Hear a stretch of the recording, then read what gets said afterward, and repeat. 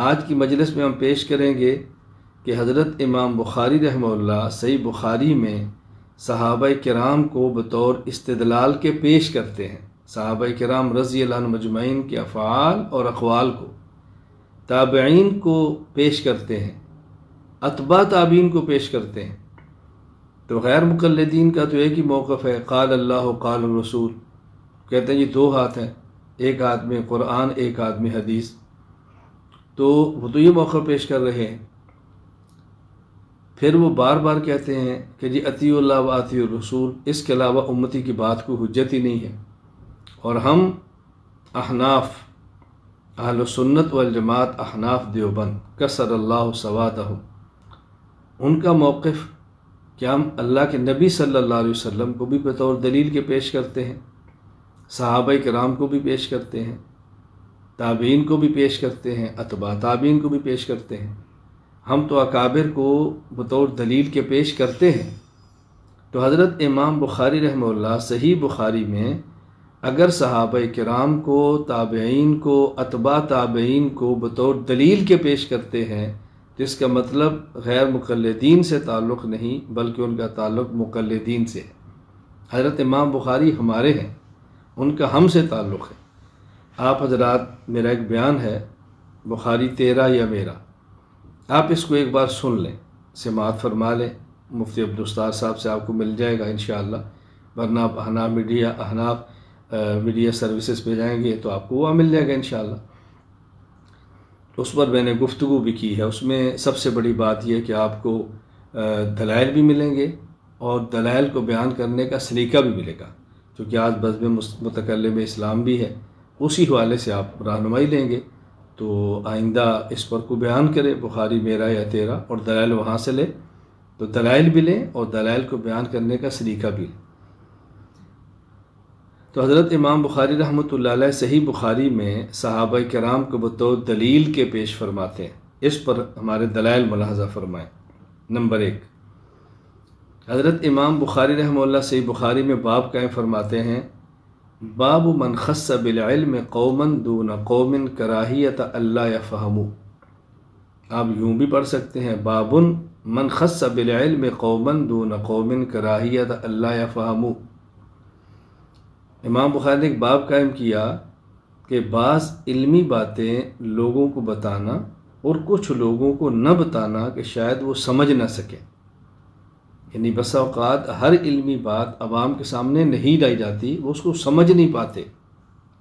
اس کے تحت حضرت امام بخاری حضرت علی رضی اللہ عنہ کو لائے، فرمایا وقال علی حدث الناس بما یعرفون اتحبون ان یکذب اللہ ورسولہ۔ حضرت علی رضی اللہ عنہ فرماتے ہیں، عام لوگوں کو دین کی وہی باتیں بتاؤ جو وہ سمجھ سکے۔ کیا تم اس بات کو پسند کرتے ہو کہ اللہ اور اس کے رسول صلی اللہ علیہ وسلم کو جھٹلا دیا جائے؟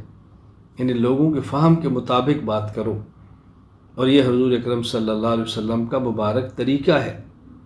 میں اس وقت اس عنوان پہ تفصیل سے بات نہیں کر رہا، صرف یہ بات کر رہا ہوں کہ یہ جو مسئلہ امام بخاری رحمہ اللہ نے پیش فرمایا ہے، اس میں بطور دلیل کہ حضرت علی رضی اللہ تعالیٰ عنہ کا قول لائے ہیں۔ بہت سارے حضرات کو غلط فہمیاں ہوتی ہیں۔ ہندوستان کے ایک معروف شخص ہیں، انہوں نے حضرت ابو ہریرہ رضی اللہ تعالیٰ عنہ پر تنقید کرتے ہوئے یہ بات کی تھی کہ حضرت ابو ہریرہ فرماتا ہے کہ میں نے رسول اکرم صلی اللہ علیہ وسلم سے علوم لیے ہیں، ان میں سے بعض میں نے آپ کو بتا دیے ہیں اور بعض ایسے ہیں کہ میں نے آپ کو نہیں بتائے۔ لو بسستہما لقطع ھذا الحلقوم، اگر بتا دیتا تو میری گردن کاٹ دی جاتی۔ تو کہا جی ابو ہریرہ نے چھپایا ہے، ابو ہریرہ نے چھپائے ہیں، اس میں اموی لوگوں کی خامیاں تھیں، یہ تھا وہ تھا، اس قسم کی باتیں کی۔ یہ جہالت ہے پرلے درجے کی۔ حضرت ابو ہریرہ سمجھا رہے ہیں کہ بعض باتیں ایسی جو تمہاری فہم سے بالا تر ہے، میں بیان کروں گا تو تمہیں سمجھ نہیں آئے گی، مانو گے نہیں، میری گردن کاٹو گے۔ حضرت حاجی امداد اللہ مہاجر مکی رحمہ اللہ نے وحدت الوجود پہ کلام کیا۔ اب یہ چونکہ عوامی مسئلہ نہیں ہے، غیر مقلدین اس کو عوام میں چھیڑتے ہیں، اس پہ غلط فہمیاں پیدا ہوتی۔ انشاءاللہ العزیز ہم اپنے اس اللہ نے چاہا تو تخصص میں وحدت الوجود پر روشنی ڈالیں گے، کیونکہ آپ خالص علماء کی مجلس میں بیٹھے ہیں، آپ کو یہ بات سمجھانا آپ کا حق بنتا ہے تاکہ کوئی اعتراض کرے تو آپ جواب دے سکیں۔ باقی اس وحدت الوجود کے مسئلے کو عوام میں بتانے کی خواہ ضرورت نہیں ہے۔ میں نے صرف ایک مثال دی ہے۔ ہمارے ایک پنجابی شاعر گزرے ہیں، ان کا ایک شعر ہے، خاصہ دی گل عامہ اگے جائز نہ آئی کرنی، کھیر پکا میاں محمد جیویں کتیاں اگے درنی۔ خواص کی بات عوام کو بتانا ایسے ہی ہے جیسے دودھ اور چاول کی کھیر بنا کر کتے کے آگے رکھ دے، اس کو کیا قدر اس کی، وہ کیا سمجھے گا اس کو کھیر کیا ہوتی ہے۔ تو اس طرح امام بخاری رحمہ اللہ بات سمجھا رہے ہیں۔ خیر میں اس مسئلے پر بات نہیں کر رہا، بات لمبی ہو جائے گی۔ میں بتا رہا ہوں کہ امام بخاری رحمہ اللہ نے باب قائم فرمایا اور دلیل کے طور پر علی کو پیش کیا، اور یہ آپ جانتے ہیں کہ امام بخاری جو ابواب قائم کرتے ہیں جسے ترجمۃ الباب کہتے ہیں، یہ امام بخاری کے مسائل ہیں۔ کہتے ہیں فقہ البخاری فی تراجمہ، یہ جو امام بخاری نے ابواب کی سرخیاں قائم کی ہیں، تراجم قائم کیے ہیں، یہ صحیح بخاری کی فقہ ہے۔ تو گویا امام بخاری فقہی مسئلہ پیش کرتے ہیں اور دلیل کے طور پہ حضرت علی رضی اللہ تعالیٰ عنہ کو لائیں۔ نمبر 2، آپ نے باب بیان فرمایا باب من لم یکرہ الصلاۃ الا بعد العصر والفجر، کہ بعض لوگوں کا خیال یہ ہے کہ عصر اور فجر کے علاوہ نماز مکروہ ہے، باقی کسی وقت میں نماز مکروہ نہیں۔ میرا مقصد اس وقت یہ نہیں کہ یہ مسئلہ ہمارا اتفاقی ہے یا نہیں، ہمیں مسئلے سے اتفاق ہے نہیں، یہ بتانا مقصود ہے کہ امام بخاری نے جو مسئلہ بیان فرمایا اس پہ دلیل کے طور پہ صحابی کو پیش کیا ہے۔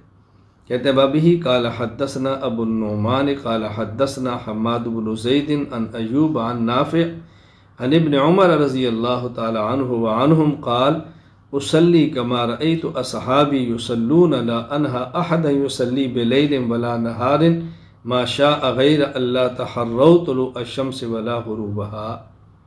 حضرت ابن عمر رضی اللہ عنہ فرما رہے ہیں کہ میں اسی طرح نماز پڑھتا ہوں جس طرح میں نے اپنے ساتھیوں کو، صحابہ کرام کو نمازیں پڑھتے ہوئے دیکھا ہے، اور میں کسی کو دن اور رات میں نہیں منع کرتا کہ فلاں وقت نہ پڑھو، ہاں یہ کہتا ہوں کہ طلوع شمس کے وقت اور غروب شمس کے وقت نماز نہ پڑھا کرو۔ نمبر 3، حضرت امام بخاری ایک مسئلہ بیان فرماتے ہیں اور اس میں بطور دلیل کے صحابی کو پیش فرماتے ہیں۔ باب هل لا يتتبع المؤذن فاه هاهنا وهاهنا وهل يلتفت في الاذان، کیا مؤذن اپنا منہ ادھر ادھر پھیر سکتا ہے، یعنی اذان دیتے ہوئے جیسے کہتے ہیں حی علی الصلاۃ اور کہتے ہیں حی علی الفلاح، یہ منہ کو پھیر سکتا ہے؟ یہ امام بخاری نے مسئلہ بیان فرمایا اور بطور دلیل فرماتے ہیں وبہ قال حدثنا محمد بن یوسف قال حدثنا سفیان عن عون بن ابی جحیفۃ عن ابیہ انہ رأى بلالا یؤذن فجعلت اتتبع فاہ ہاہنا وہاہنا بالاذان۔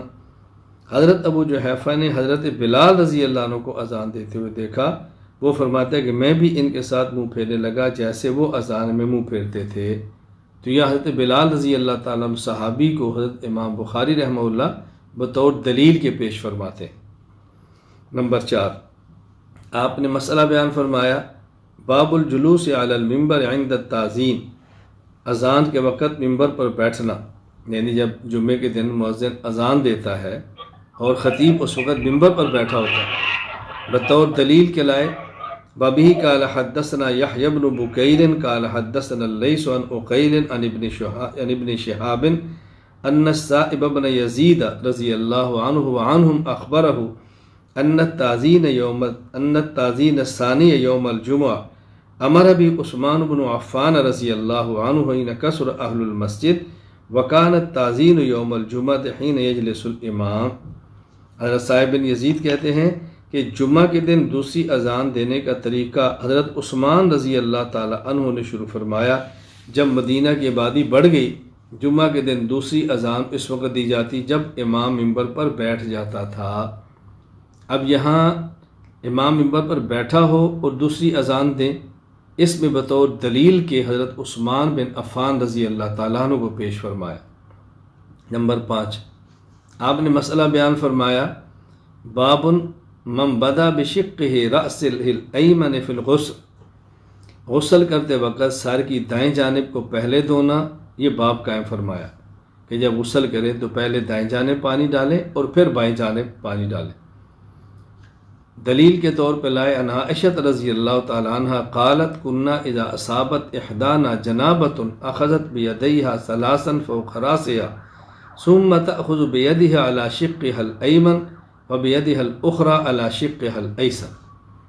ام المومنین امی عائشہ رضی اللہ تعالیٰ عنہ فرماتی ہیں جب ہم میں سے کسی کو غسل جنابت کی حاجت ہوتی تو اپنے ہاتھوں سے 3 چلو لے کر اپنے سر پر ڈالتے، پھر ہاتھ سے پانی لے کر بدن کی دائیں جانب ڈالتے اور پھر دوسرے ہاتھ سے بائیں جانب ڈالتے، تو دائیں جانب اور پھر بائیں جانب۔ یہ مسئلہ بیان فرمایا اور دلیل کے طور پہ ام المومنین امی عائشہ رضی اللہ تعالیٰ عنہ کو پیش فرمایا جو کہ صحابیہ ہیں۔ نمبر 6، آپ نے مسئلہ بیان فرمایا باب هل تصلی المرأة فی ثوب حاضت فی، جس کپڑے میں عورت کو حیض آئے تو اسی کپڑے میں نماز پڑھ سکتی ہے، اور بطور دلیل کے ام المومن امی عائشہ رضی اللہ تعالیٰ عنہ کو لائے وبی قال حدثنا ابو نعیم قال حدثنا ابراہیم بن نافع عن ابن ابی نجیح عن مجاہد قالت عائشہ رضی اللہ تعالی عنہ وعنہم ما كان لإحدانا الا ثوب واحد تحیض فيه فاذا اصابه شيء من دم قالت بریکها فقصعته بظفرها، کہ اس وقت کپڑے زیادہ نہیں ہوتے تھے، ایک ہی کپڑا ہوتا تھا جو عورت استعمال کرتی ہے، کبھی حیض آتا اس کا خون کپڑے کو لگ جاتا، اس کو صاف کر لیا جاتا، اس میں نماز پڑھ لی جاتی۔ تو یہ مسئلہ بیان فرمایا اور بطور دلیل کے ام المومن امی عائشہ رضی اللہ عنہ کو پیش کیا جو کہ صحابیہ ہیں۔ نمبر 7، آپ نے مسئلہ بیان فرمایا باب السفرۃ والقدرۃ فی غیر ایام الحیض، ایام حیض کے علاوہ باقی ایام میں خاکی اور زرد رنگ کا خون آئے تو اس کو حیض شمار کریں گے یا نہیں؟ حیض شمار نہیں کریں گے، اور بطور دلیل کے امام بخاری حضرت ام عطیہ رضی اللہ تعالیٰ عنہ کو پیش فرماتے ہیں وبی قال حدثنا قتیبۃ بن سعید قال حدثنا اسماعیل عن ایوب عن محمد عن ام عطیہ رضی اللہ تعالی عنہ وعنہم قالت كنا لا نعد القدرۃ والسفرۃ شیئا۔ ام عطیہ رضی اللہ عنہ فرماتی ہیں کہ ہم خاکی اور زرد رنگ کے خون کو کوئی چیز نہیں سمجھتے تھے، یعنی اس قسم کی رطوبت آتی تو اسے حیض شمار نہیں کرتے تھے۔ تو میں نے اس وقت آپ کی خدمت میں 7 مسائل پیش کیے ہیں جس میں امام بخاری رحمۃ اللہ علیہ بطور دلیل کے صحابی کو پیش فرماتے ہیں۔ ان میں 4 مسائل میں نے آپ کے سامنے صحابہ کرام کو پیش کیا ہے، اور باقی مسائل میں 3 آپ کے سامنے صحابیات پیش کی ہیں۔ تو حضرت امام بخاری رحمۃ اللہ علیہ صحابہ کرام کو حجت مانتے ہیں تو پیش فرماتے ہیں۔